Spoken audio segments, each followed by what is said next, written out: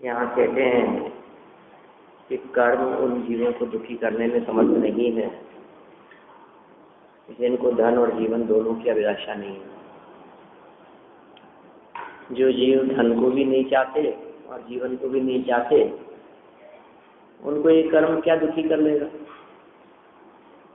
माने समझ लीजिए, इसको यदि मैं दूसरे शब्दों में कहूँ, दूसरे एंगल से यदि इसी बात को कहूँ, तो अपन ये कह सकते हैं कि जिस जीव को जीवन और धनादि की अपेक्षा है, वही व्यक्ति दुखी होता है। जिसे जीवन की अपेक्षा है, धन की अपेक्षा है, वही व्यक्ति दुखी होता है। और जिसे इन चीजों की अपेक्षा न हो, वे दुखी भी नहीं होते। कर्म भी उन्हें दुखी करने में समर्थ नहीं है जो धनादि को नहीं चाहते। और इसको यदि और शॉर्ट करके कहें तो चाह ही दुख का कारण है, फिर चाहे वो किसी की भी। जितनी भी प्रकार की चाह दिखाई देती है, उन सबके मूल में दो चीजें हैं। गुणभद्राचार्य ने निष्कर्ष निकाल के बतला दिया, जीवन और धनादि। कल भी व्याख्या की थी, जीवन में लेना शरीर और धनादि में लेना संयोग। शरीर और संयोग, शरीर और संयोग दुख का कारण नहीं है, जीवन और धनादि के दुख का कारण नहीं है।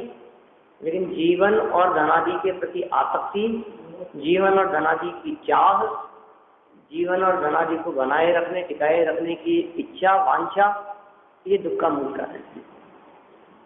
जिसने जीने की वांछा का त्याग कर दिया, लाखों वर्षों तक जीऊं या मृत्यु आज ही आ जाए, अथवा कोई कैसा भी भय लालच देने आए, कर लो, कुछ भी कर लो, क्या फर्क पड़ता है। कितना भी भय क्यों नहीं दिखाए, किस चीज का डर, किस चीज से डराता है। डराने वाला व्यक्ति आपको क्या कह के डराएगा इन दो के अलावा? मृत्यु, मार दूंगा या छीन लूंगा, लूट लूंगा, कोई घर से बेघर कर दूंगा, यही ना, घर से निकाल देंगे, यही तो धमकी होगी, ये तो डराएगा। ये कह रहे हैं जिनका घर नहीं है, जिनका परिवार नहीं है, जिनको धनादि के प्रति आसक्ति नहीं है, जिन्हें धन के प्रति तन्मयता टूट गई है, जिन्हें जीवन की चाह नहीं है और जीने की होने वांछा, मरने की होने ख्वाहिश, बोलो अब ऐसे लोगों को कौन दुखी करे। ये समाधि मरण की भावना है। ये जीने की होने वांछा, मरने की होने ख्वाहिश, वांछा, इच्छा, ख्वाहिश। मैंने ये दोनों तीनों शब्द पढ़े अलग अलग जगह पर। कहीं वांछा लिखा मिलता है, कहीं इच्छा लिखा मिलता है, कहीं ख्वाहिश लिखा हुआ मिलता है। पर हाँ, ऐसा ही है बिल्कुल। ये यहाँ क्या कह रहे हैं, जीवन और धन अभिलाषी के लिए विधाता विधि है, जिनकी आशा नष्ट हुई उनका क्या कर सकता विधि है। जिनकी आशा नष्ट हो गई उनका विधि कुछ नहीं कर सकता, कर्म कुछ नहीं कर सकता। और जिनके हृदय में आशा है उनको कोई बचा नहीं सकता। क्या करें? अब बोलो, अपने को यदि दुखी न होना हो तो क्या करें? आशाओं का त्याग करें। आशा और इच्छा के त्यागी होकर के हम सदा सदा के लिए सुखी हो। अर्थ इसका कल हमने पढ़ा था, भावार्थ पढ़ता हूँ। बात वही है जो बात अपन कर चुके हैं, क्योंकि बात तो वही आएगी जो मूल श्लोक और अर्थ में कही है। भावार्थ में वही बात कहेगी। यहाँ कर्म को विधाता कहा गया है, सब कुछ करने वाला, निर्माता, सुख दुख की व्यवस्थाएं करने वाला, व्यवस्थाएं बनाने वाला। किसे कहा गया है? कर्म को। जो अज्ञानी जीव प्राप्त पर्याय रूप जीवन और धन को चाहते हैं। प्राप्त पर्याय रूप जीवन को चाहते हैं और धन को चाहते हैं, पैसे को चाहते हैं, वैभव को चाहते हैं। किसकी बात कर रहे हैं? अज्ञानी की। जो अज्ञानी जीव इन सबको चाहते हैं, उनमें, उन जीवों में, देखो ज्ञानियों में कुछ नहीं कर सकते कर्म। जो जीव धन और पैसे को चाहते हैं, उन अज्ञानी जीवों में कर्म अपना कार्य उत्पन्न करने में समर्थ होने से कर्म फला धारण करते हैं और वे जीव कर्म से डरते हैं। उनमें कर्म अपना असर दिखा देता है। जो जीव, देखो जो डरते हैं उसको डराया जाता है, ऐसा नियम है। जो जिससे डरता है उसको उस चीज से डराया जाता है। माने कोई छोटा बच्चा हाबू से डरता हो, अब हाबू क्या होता है? तो हाबू आ जाएगा कि हाबू क्या होता है? चूहे से डरता हो, चूहा आ जाएगा अभी। और जो नहीं डरता हो उसको कोई डराए चूहे से, डरेगा? उसको कोई डराता भी नहीं। जो चूहे से और हवा से नहीं डरता उसको कोई उससे डराता भी नहीं, और जो डरता है उसको उससे डराया जाता है। ये कहते हैं जो जीव अज्ञानी है, जो जीव मूर्ख हैं, जो नादान है, उन जीवों को ये कर्म अपना कर्मपना प्रकट करते हैं और वो जीव कर्म से डरते भी हैं। हमारा मरण न हो जाए, ये डर रहे हैं। हम निर्धन न हो जाएं, गरीबी अभिशाप जैसी लगती है, निर्धनता ऐसी लगती है कि ये तो होनी नहीं चाहिए। सब संकटों में सबसे बड़ा संकट है निर्धनता। हमारा मरण न हो जाए, हम निर्धन न हो जाएं, ऐसी आशा होने से ही कर्म उन्हें दुखी करते हैं। इस आशा से, इस उम्मीद से कर्म उनको दुखी करते रहते, परेशान करते रहते। अब कर्म क्या परेशान करते हैं कि सोच सोच करके परेशान होता रहता है, ऐसा हो नहीं जाए, ऐसा हो नहीं जाए, हैं कोई परेशानी नहीं आ जाए, कोई संकट नहीं आ जाए, अरे ध्यान रखना कोई ले नहीं जाए, चोरी नहीं चला जाए, कोई भी सोचता रहता है। लेकिन अब बात करते हैं ज्ञानियों की, जिनकी आशा नष्ट होने से, जिन्होंने धनादिक को छोड़ दिया है और जो मरण के कारणों के सन्मुख हुए हैं, उनका कर्म कुछ नहीं कर सकते। देखो हमारे पास में कोई गाड़ी है और हम बहुत उसमें प्रसन्न हैं, समझ लो जो भी है। हमने उस गाड़ी को यदि कोई व्यक्ति चुरा करके ले जाए, हमें कितना परेशानी होती है।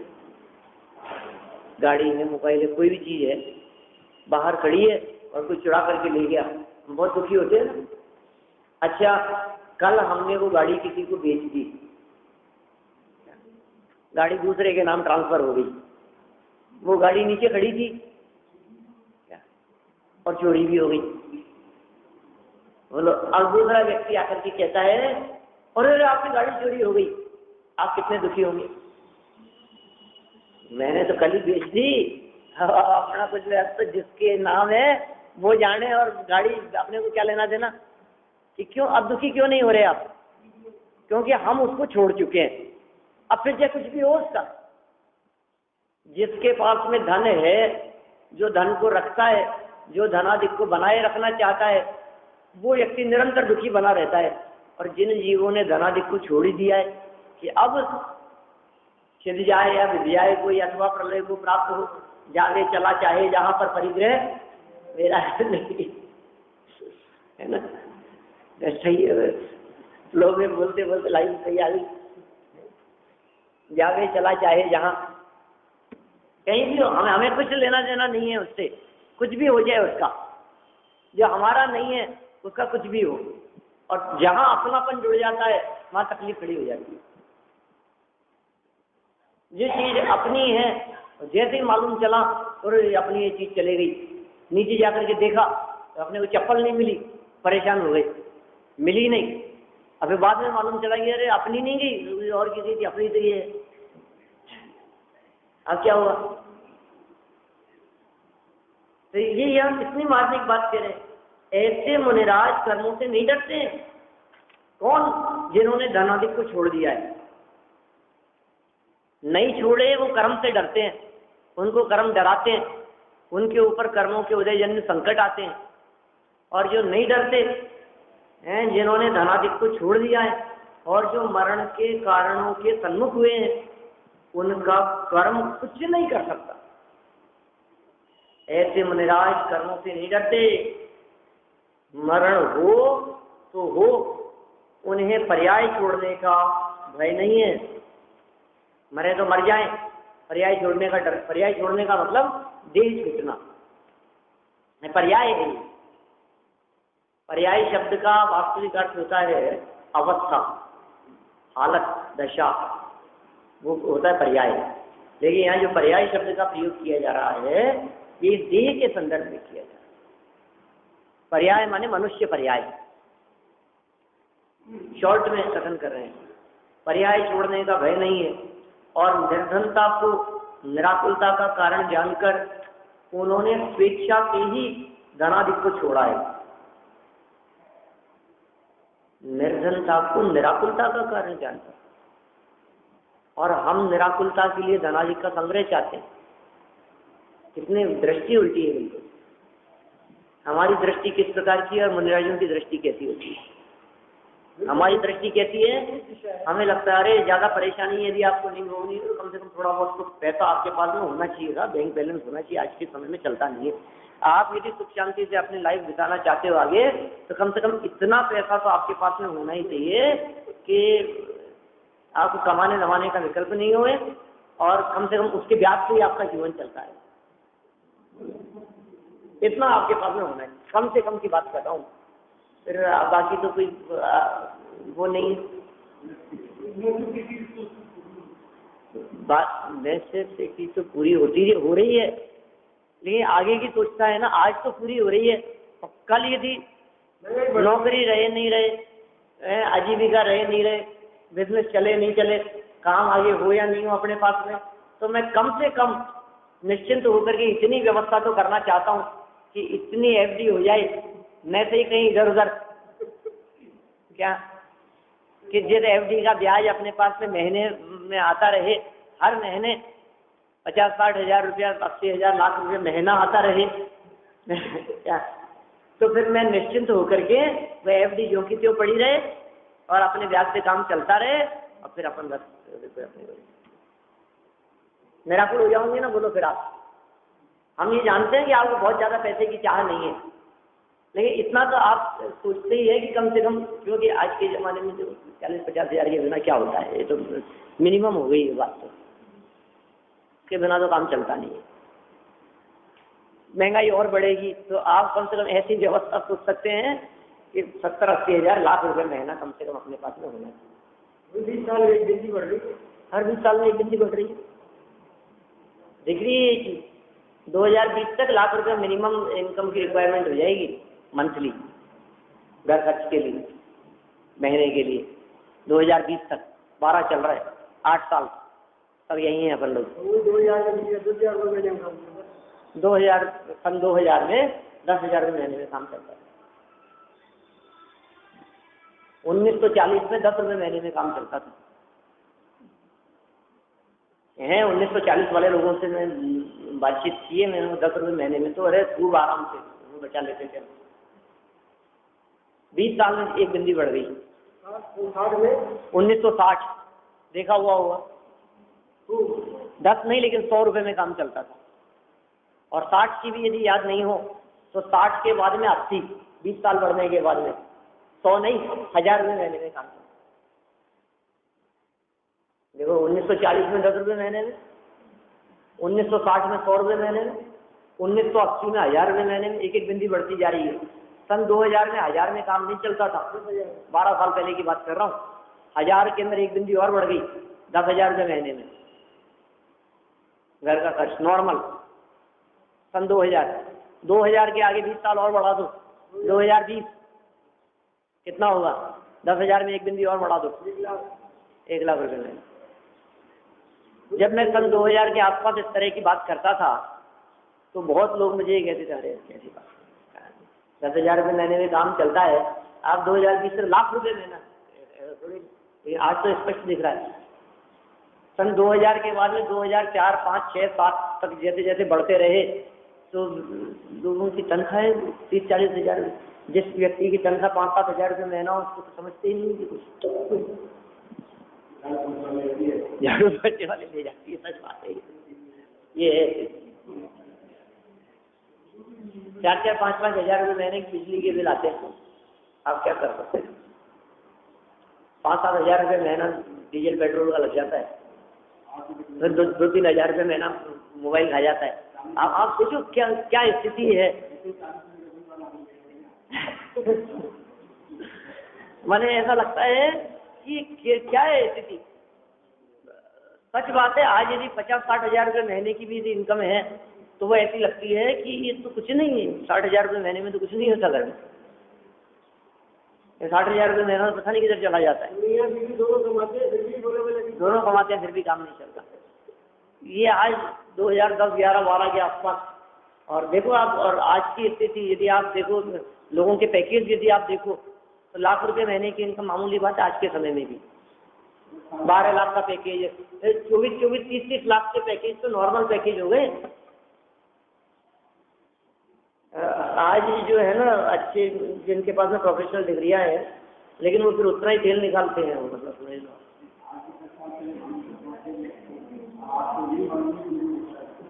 सही बात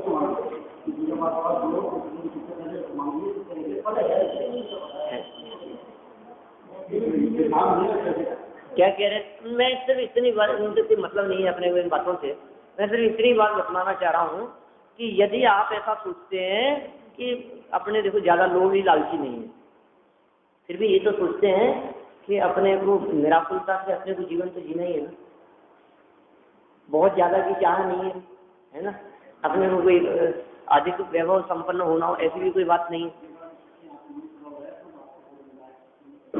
हाँ, ये सब बातें हैं। फिर भी व्यक्ति इतना सोचता है, इतना तो हर व्यक्ति सोचता है कि ये इतना का और अपने पास में हो जाए तो निराकुलता से जीवन जी लूं। माने धनाधिक का संग्रह निराकुलता के लिए करता है। ये बात ये यहाँ मैं बताना चाह रहा हूँ। मतलब ये जो इन्होंने पंक्ति लिख दी, टोडरमल जी ने भावार्थ में जो ये पंक्ति लिखी है यहाँ वणभद्राचार्य के शब्दों का अर्थ करते हुए, ये व्यक्ति, गृहस्थ व्यक्ति, हम आप सभी लोग निराकुलता के लिए धनाधिक का संग्रह चाहते हैं, और मुनिराज ने निराकुलता के लिए धनाधिक का त्याग किया। कितना फर्क है। हम निराकुलता के लिए धनादि चाहते हैं और उन्होंने निराकुलता के लिए, देखो लक्ष्य एक ही है, रास्ते न्यारे न्यारे हो गया। या तो वे सच्चे या हम सच्चे, दोनों में से कोई एक ही सच्चा होगा ना। देखो क्या कह रहे हैं, कितनी सुंदर बात कह दी। ऐसे मुनिराज कर्मों से नहीं डरते, मरण हो तो हो, उन्हें पर्याय छोड़ने का भय नहीं है, और निर्धनता को निराकुलता का कारण जानकर उन्होंने स्वेच्छा से धनादि को छोड़ दिया है, छोड़ा है। क्या जान करके, क्या सोच करके, क्या विचार करके, बोलो। ये सोच करके उन्होंने धनादि का त्याग किया होगा, खूब परेशान होंगे यार, मन में आ रही है खूब परेशान होने की, मैं धनादि का त्याग करता हूँ। नहीं नहीं नहीं, ऐसा नहीं है। ये सोच के त्याग किया है कि अब परेशानी का त्याग कर रहा हूँ। धनाधिक का त्याग माने आकुलता का त्याग, परेशानी का त्याग, संकटों का त्याग, आफत का त्याग, टेंशन का त्याग, विकल्पों का त्याग, निराकुलता के लिए। निर्धनता को निराकुलता का कारण जाना, और इस वाक्य को उल्टा कर दो, धन को आकुलता का कारण जाना।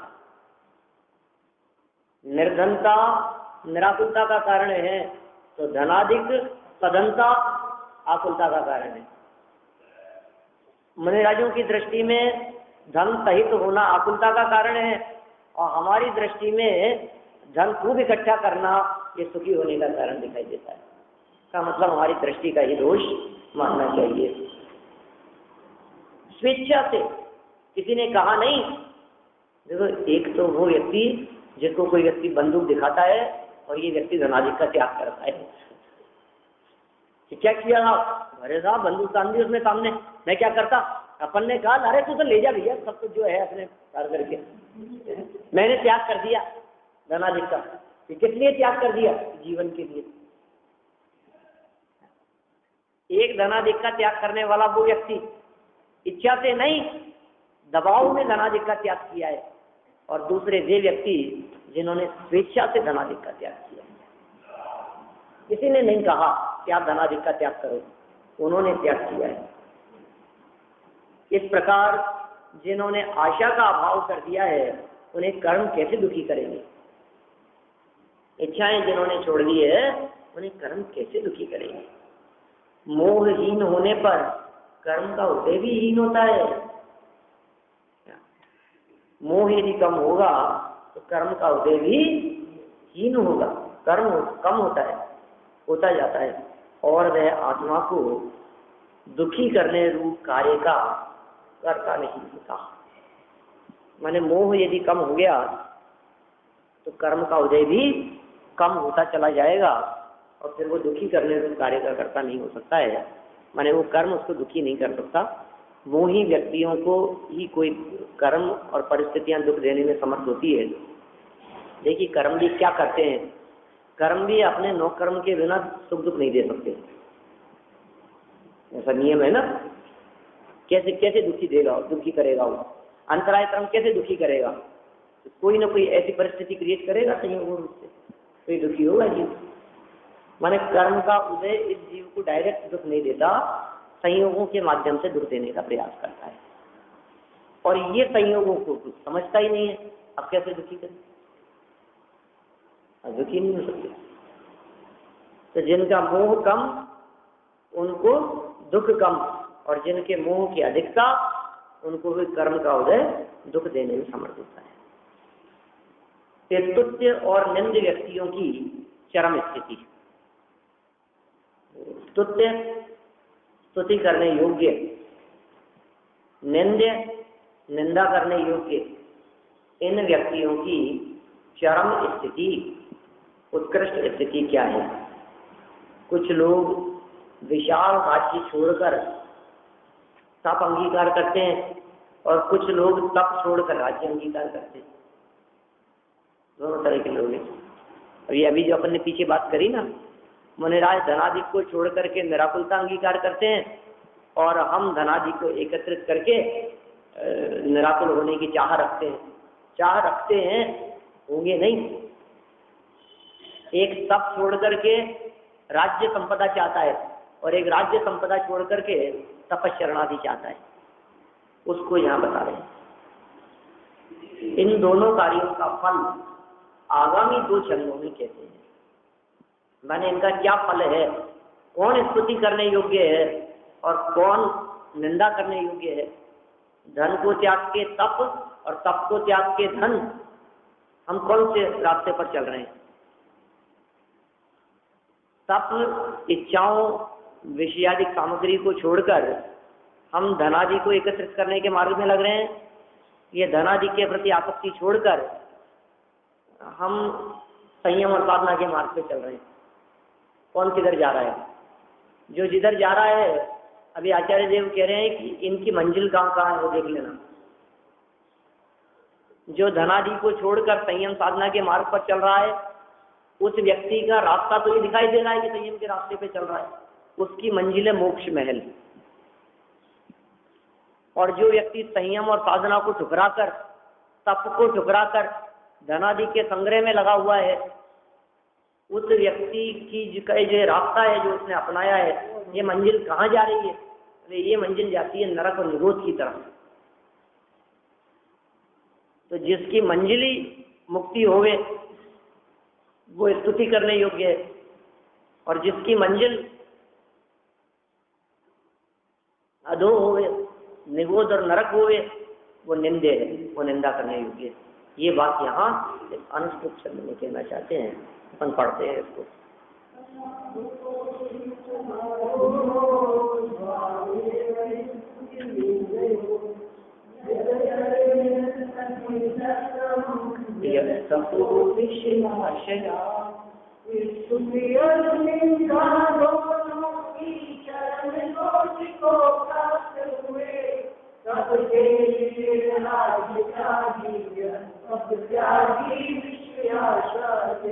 दो तरह के जीव हैं, स्तुति अरु निंदा, दोनों की चरम कोटि।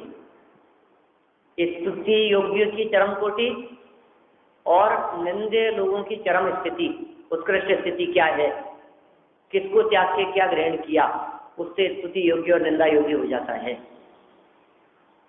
तप के लिए राज्य त्यागी, तप के लिए जिसने राज्य का त्याग कर दिया हो, तो तप के लिए राज्य त्यागी, अरु तप त्यागी। तप त्यागी, तप त्यागी का अर्थ तपस्चरण करने वाले त्यागियों की बात नहीं है। तप त्यागी का अर्थ तप का ही त्याग कर देने वाले।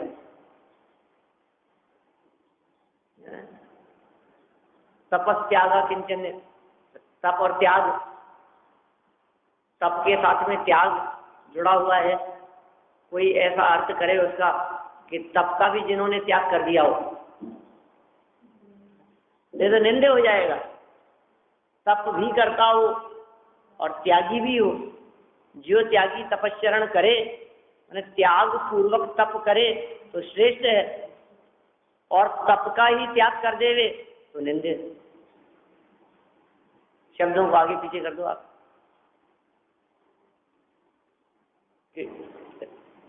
त्याग करके तप किया कि तप का त्याग किया?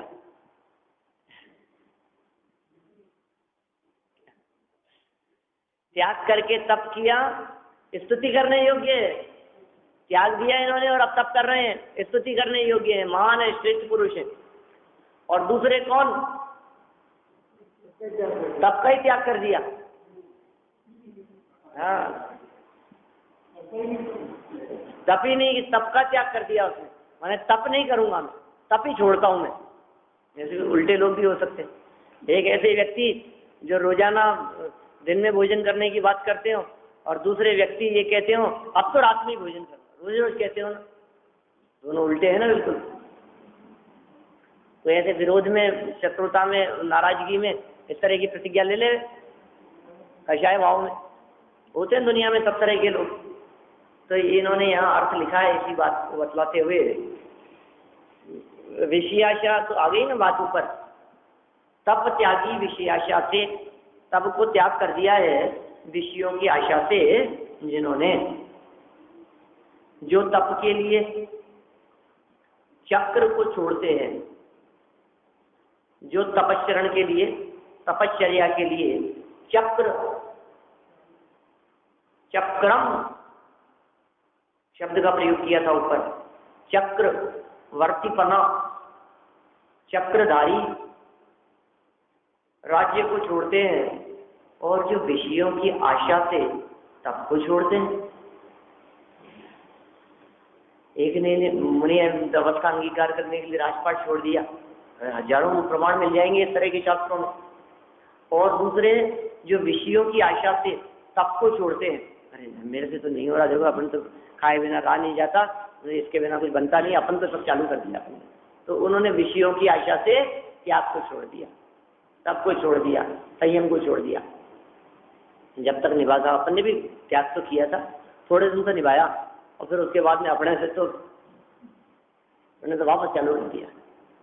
रात्रि भोजन चालू करने वाले, जमीकंद चालू करने वाले, समझो आलू प्याज आदि को वापस शुरू कर देने वाले, ये सब उन लोगों की चर्चा चल रही है जो तप को छोड़ रहे हैं। किस लिए?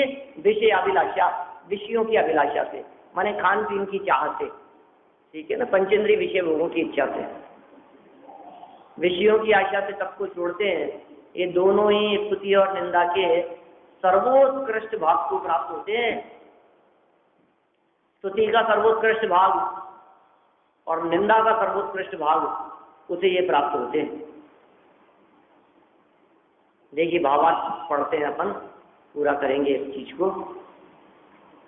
इस लोक में कुछ लोग स्तुति करने योग्य और कुछ लोग निंदा करने योग्य हैं। दुनिया में सब तरह के लोग दिखाई देते हैं, स्तुति योग्य भी और निंदा योग्य भी, सभी तरह के लोग मिलेंगे। उन सब में कौन स्तुति योग्य है और कौन निंदा योग्य है, वह उन सब में चक्रवर्ती पद छोड़कर मुनि पद धारण करने वाले सर्वोत्कृष्ट रूप से स्तुति करने योग्य हैं,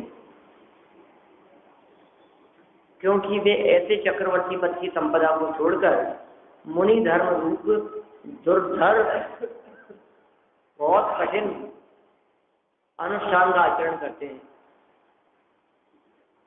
अनुष्ठान का आचरण कर रहे हैं, संपदा को छोड़ दिया है, मुनि धर्म को स्वीकार करने वाले हैं, ऐसा कठिन आचरण सब करने वाले हैं। ऐसे चक्रवर्ती मुनिपद धारण करने वाले सर्वोत्कृष्ट रूप से स्तुति करने योग्य हैं, इसलिए वे सर्वोत्कृष्ट स्तुति योग्य महिमा के पात्र हैं।